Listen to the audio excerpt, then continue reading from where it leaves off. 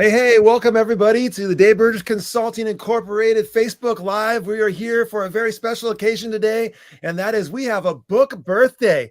As you are joining us, please throw your name over in the comment section. We would love to see who is here. Tell us where you're watching from. That'd be awesome. And what we usually do is we take a name out of those comments and we give them a free DBC Inc. book. So we'll choose a winner from those comments. So make sure you throw your name over in there and let us know where you're coming from.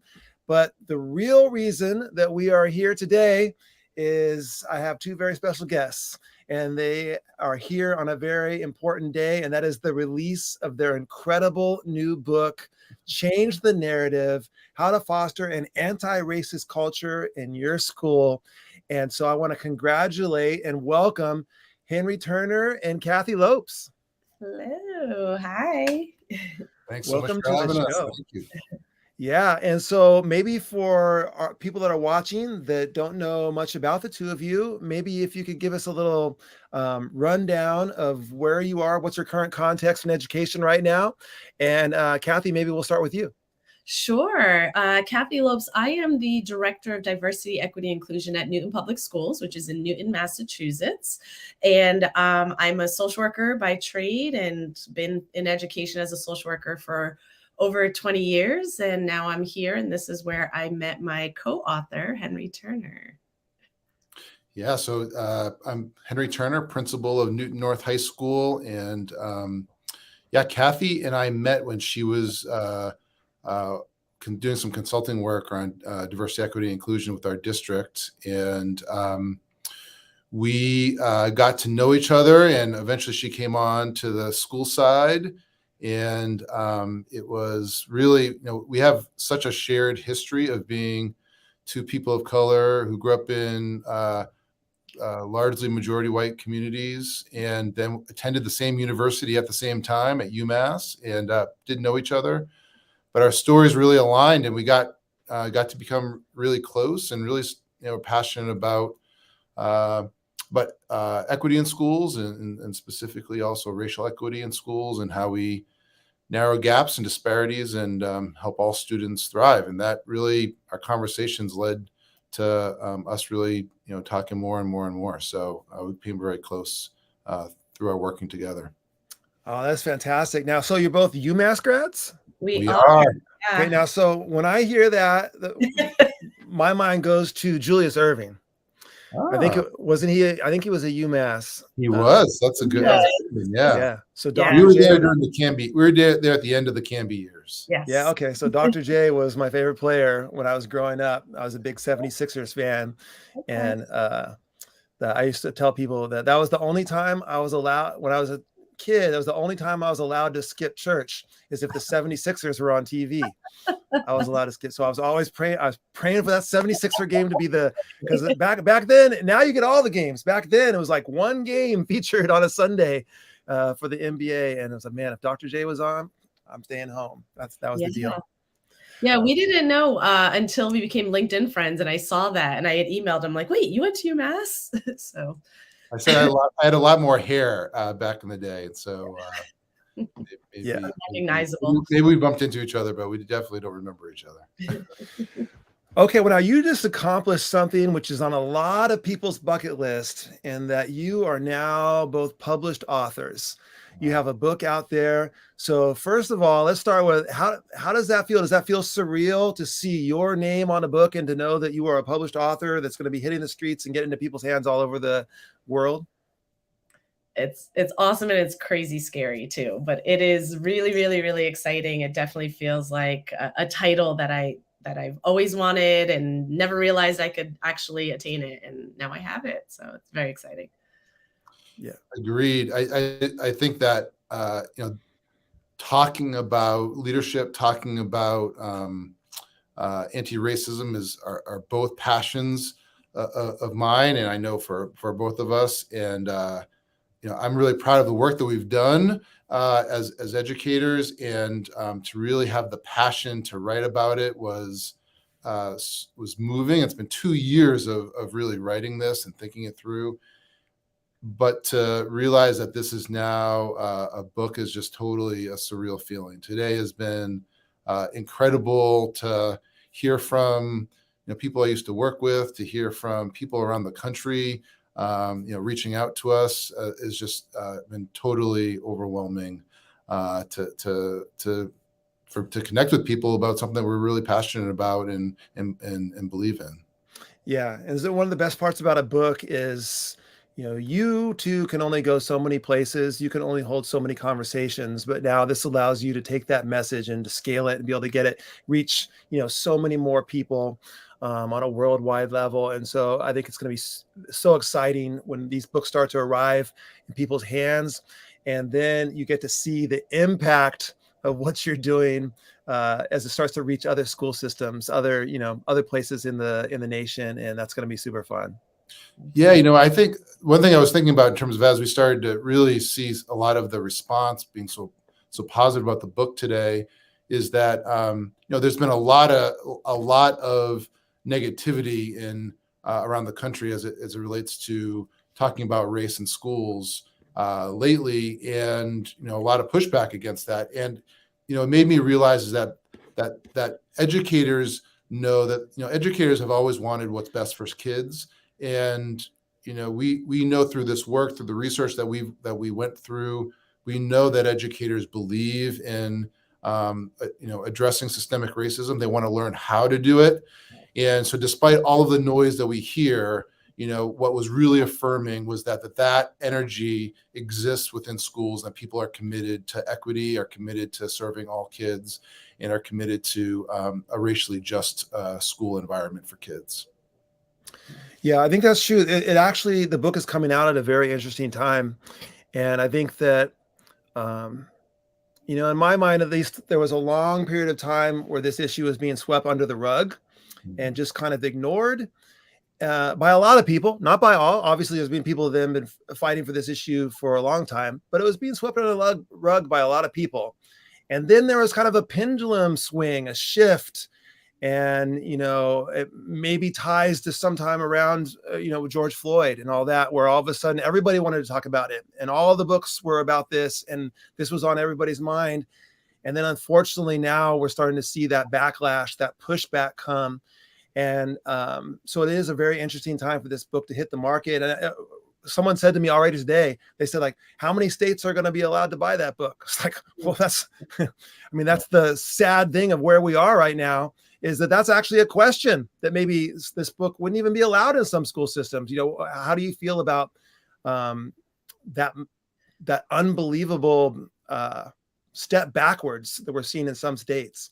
So I think you're right. Right around George Floyd, all these communities, everyone wanted to show up and say, how do I do this? And there was so much energy, and we saw a lot of emotion around this work. But what started to fall off was when folks hit a wall and said, but now what? What do I do beyond the black square, beyond a statement?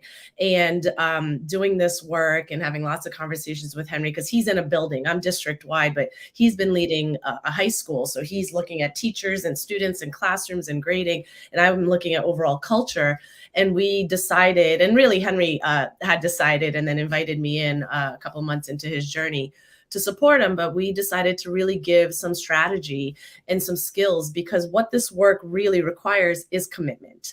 And we do talk about that in this book. How do you manage resistance? Resistance from the outside community. And sometimes that looks like legislation and policy, but sometimes that also looks like within parents or even educators saying, this is more work than I can manage or what I signed up for.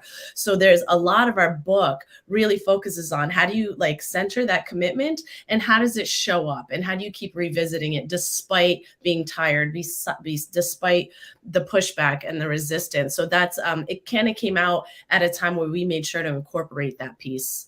Yeah.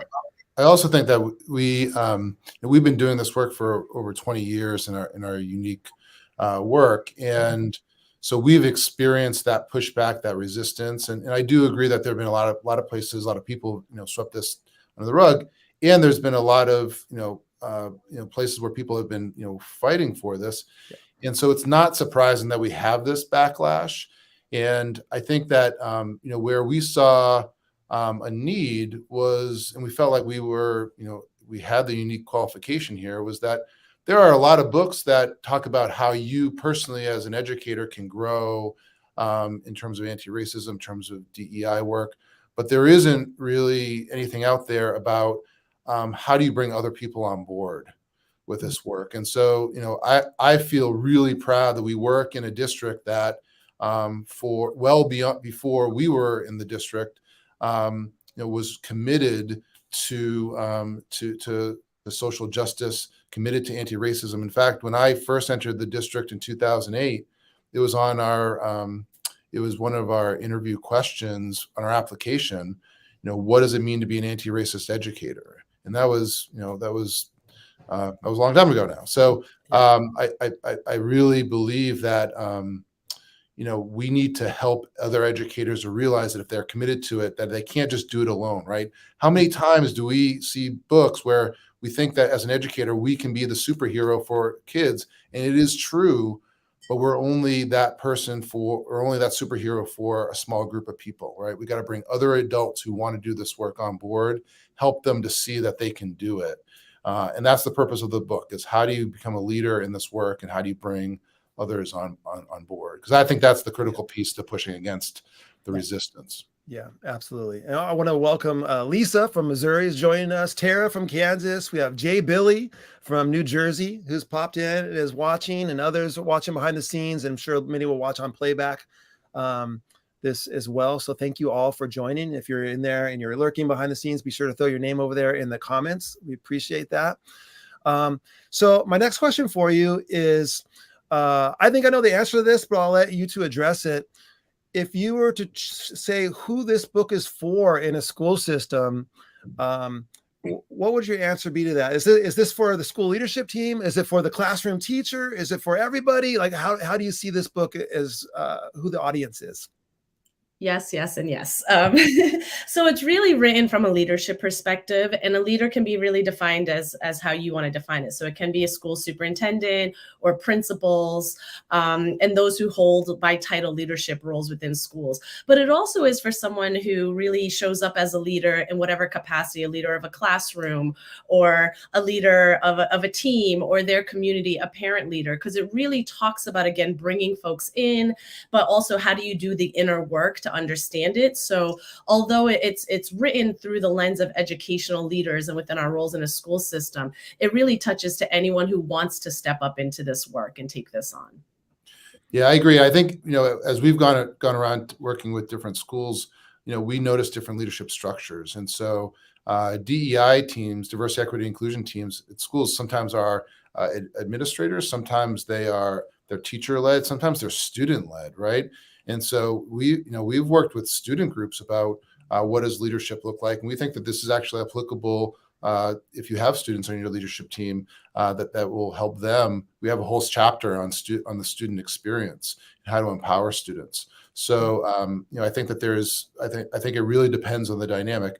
Certainly, we're writing as administrators, and so there certainly are components that may be more in tune with what an administrator does, supervision, evaluation, for example. But thinking about how students help to shift policy and change policy, I think you can really think flexibly in this book about what does leadership mean. Really, what I think who this is for is that people who want to bring others on board in this work, right? Yeah. Who really feel like they've done a lot of work on their own, but they now want to bring others on board, and this book helps them to do that. Yeah, I agree. And I want to welcome Lisa from Arizona has popped in, and Kim is joining us. And now, Kathy, I'm not sure if you know this person. That's one of my sisters. I have another one too. Well, they're both in the picture, but yes, that's my sister, Linda. Hi. I had a feeling you might know that person there. Yeah. I'll just say Linda gets a shout out because she really helped us with our reflection chapter. We talked about how the book was really, a lot of it was inspired by our work around yoga, and Linda is an expert yoga instructor at New York City, and she helped us kind of really think about the connection of meditation, mindfulness, and reflection, and really thinking about before you take any action in this work. Also, now that's a super interesting comment. Maybe if you could go into like the connection to yoga and how that's reflected in the book, like that's fascinating. Maybe tell me a little more about that. So I think that I think the overlap really is in terms of Lyndon actually had like an hour conversation when I was first concepting this book. And we were just talking about like, what are some of the hardest poses you do in yoga and what comes up when you're doing that, right? What are some of the challenges and like what keeps you in sustaining that pose or sustaining this work? And anti-racist work is the same thing. Like we were talking about resistance earlier, right? And every educator has some common experiences. One of those common experiences are failed leadership initiatives, right? And all of that is a lot of that is due to the way in which that change was initiated, and sometimes because people pull back or forget about it. And so, how as leaders do we, when it's messy, when it's hard, when it's challenging, when people are angry, people are confused, and people say, "Why are we still doing this?" Right? How do you stay in that pose and embrace it to help figure out what are the solutions, right? And then what do you learn from that? All of that, I think, really overlaps with yoga practice. Yeah, I also think particularly when we started writing this book, right around the George Floyd time, both Henry and I were really invested in our own yoga practice too. So that was a place where we would kind of reflect and meditate. So in addition to yoga, Linda's also a mindfulness instructor and a healer. So there's also other components of the book about how do you set some time apart, do some mindfulness work, do some meditation, really be able to process maybe hearing something about your leadership that is difficult, or maybe having a failed initiative. And how do you take that, process it, and then come back to it with different energy and a different lens. So there is a chapter, I think it's just called Reflect, and it definitely talks about different ways that we can use either our spirituality, our meditation practices, our exercise, walking, to balance out some of the moments that get really tough in this world. Oh yeah, and I think that connection.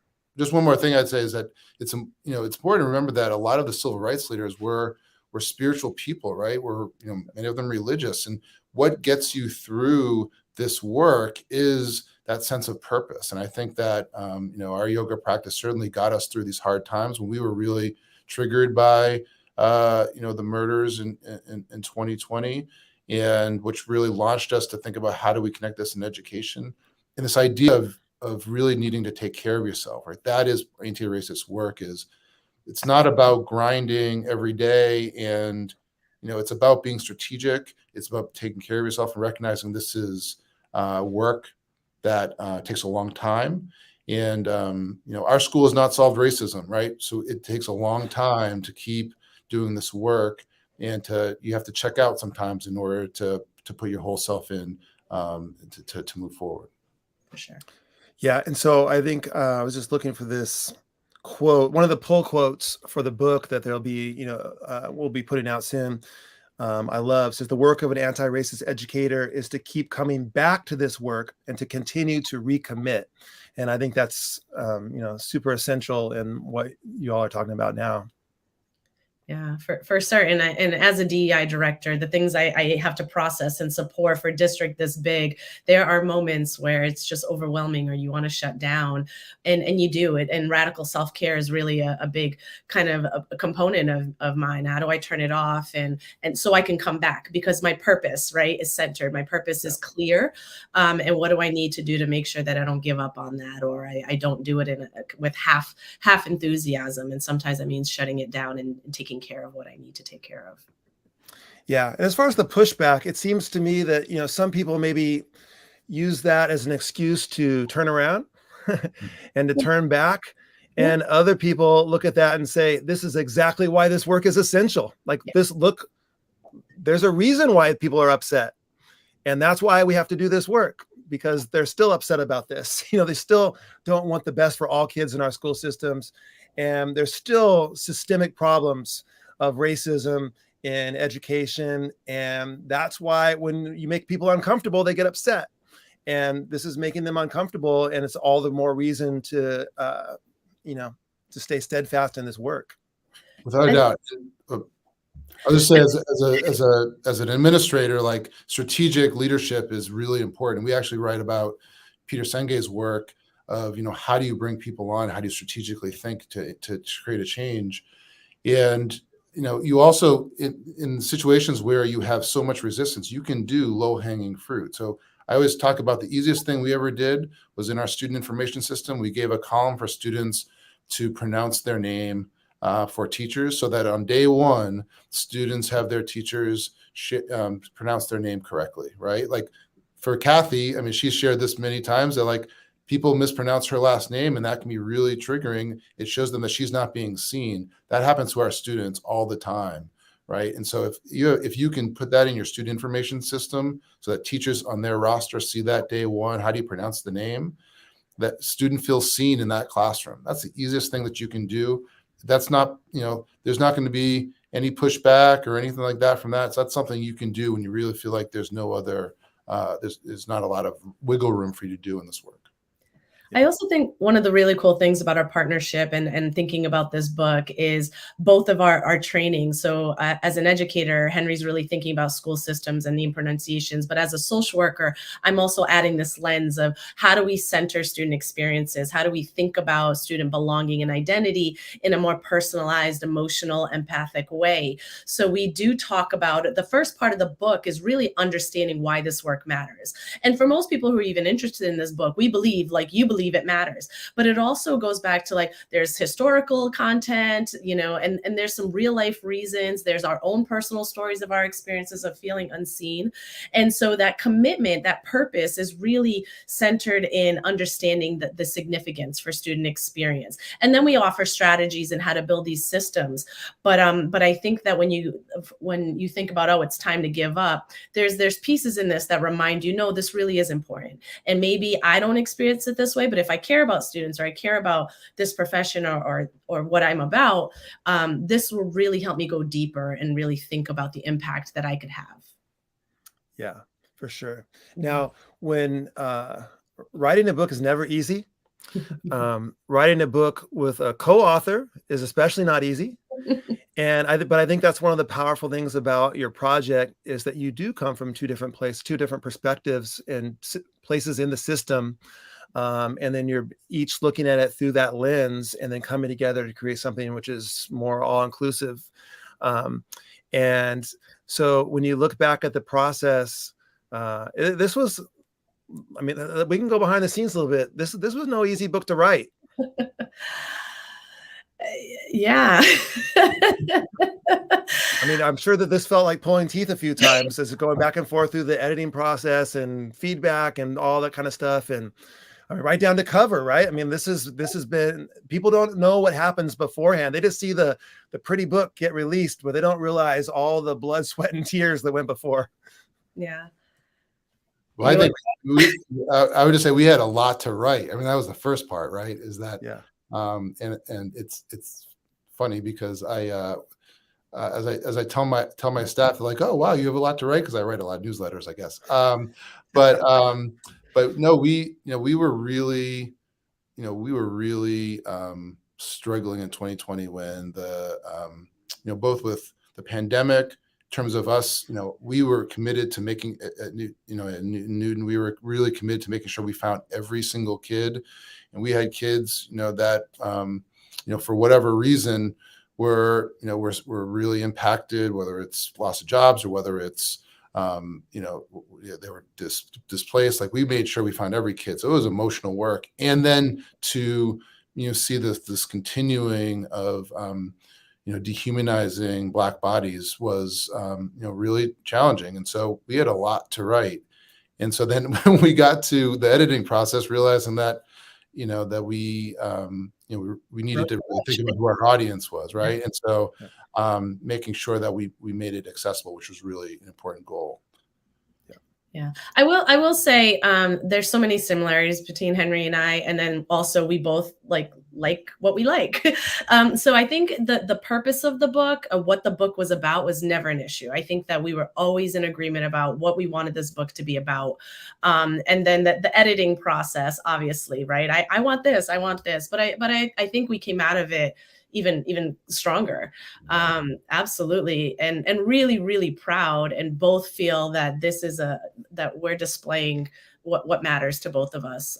So it's actually a really wonderful experience, and mostly really good, mostly really good. Yeah, what I would just give like another example is that like Kathy has been an amazing support for our staff in terms of, you know, different ways of, you know, helping to connect with, you know, educators, you know, who teach a variety of things, who are counselors. Like, how do you connect with them, and how do you help see culturally responsive work being relevant in your own work? And I think that just her lens as a social worker, you know, as someone who has, you know, as a DEI director, you know, some of these activities that we have for people, one is that it's very doable for people, for anyone to incorporate. And, you know, they're very thoughtful. So, you know, there's activities for how to work with an athletic department around DEI work. How do you work with counselors on DEI work?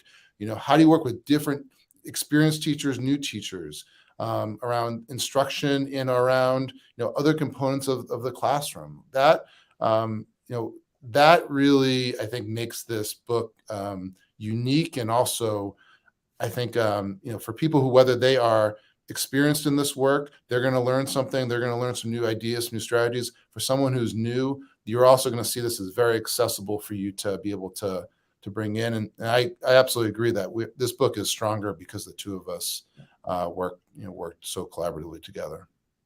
Yeah, I think that's an important part of the book, is to be able to reach people where they are. And no matter where they are on the spectrum in their work right now, it's going to move them to be able to move them to the next level and take them, you know, take their hand and guide them up to the next level. So I think that's super important. I do notice that, first of all, Kristen, thanks for joining in. I noticed that you had some Newton Public Schools love pop into the chat as well. So that was good to see. And well, so I want to congratulate both of you again. This is a big day, a big moment, and I hope that you're feeling super proud of your accomplishment and that you enjoy the ride. We are super proud to publish your work with Dayburgers Consulting, and can't wait to continue to help you share this message with the world. And like I said, it's going to be very fun to see these books arrive into people's hands and let them dive into it and start to make changes in their school system. And so we're proud to be along the journey with you. And we hope you certainly enjoy your release. And thanks to everyone who is joining us live. And thanks to everyone who's tuning in later to check this out after they get home from work or whatever it might be. And so, Kathy, Henry, happy book birthday. Thank you. Thank you so much. It's been awesome. Yeah. It is. Thank you to the DBC team. You guys have been amazing. Sure. Really Thank you. Yeah, it's been an honor to work with both of you. Same. All right, everybody. Good night. Bye.